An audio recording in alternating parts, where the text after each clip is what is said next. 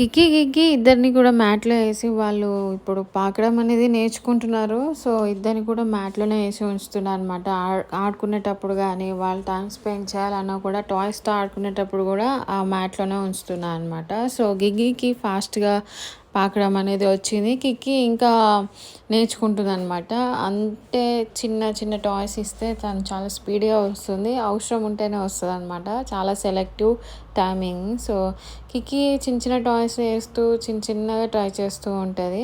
తనకు ఇష్టం ఉంటేనే వస్తదనమాట. సో, అలా టచ్ చేసింది డ్రమ్‌ని. నేను అలా అలా కొంచెం కొంచెం జరుపుతూ తనకి నేర్పియడం చేస్తున్నా అనమాట. చాలా ఇద్దరు గూడా అల్లరనేది చాలా ఎక్కువైపోయింది. అసలు ఉండట్లేదనమాట. ఏదో ఒకటి పట్టుకోవడం, ఎక్కడో అక్కడ వెళ్ళిపోవడం అనేది జరుగుతూ ఉంది. అయితే ఇద్దరిని కూడా ఒక దగ్గర ఏసి ఆ డ్రమ్‌ని పెట్టేసరికి గిగ్గీ నా చేతిలో నుంచి ఆగట్లేదు. నేనెంత ఆపుతున్నా ఎనక నుంచి మీరు చూడొచ్చు. కిక్కీ ఏమో డ్రమ్‌ని తీసేసుకుంది, దగ్గర పెట్టేసుకుందనమాట. ఆ డ్రమ్‌ని నేను తీసేసాను.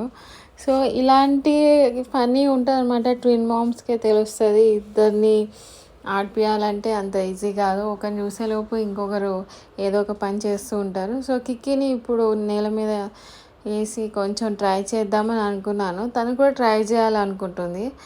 ఆలోపు మళ్ళా కొంచెం నర్వస్ ఫీల్ అవుతుందనమాట. అలా నేర్పిస్తూ ఉంటే కిక్కీ ట్రై చేస్తుంది. గిగ్గీ ఆలోపు మెల్లమెల్లగా అందుకోవడానికి ట్రై చేస్తుందనమాట.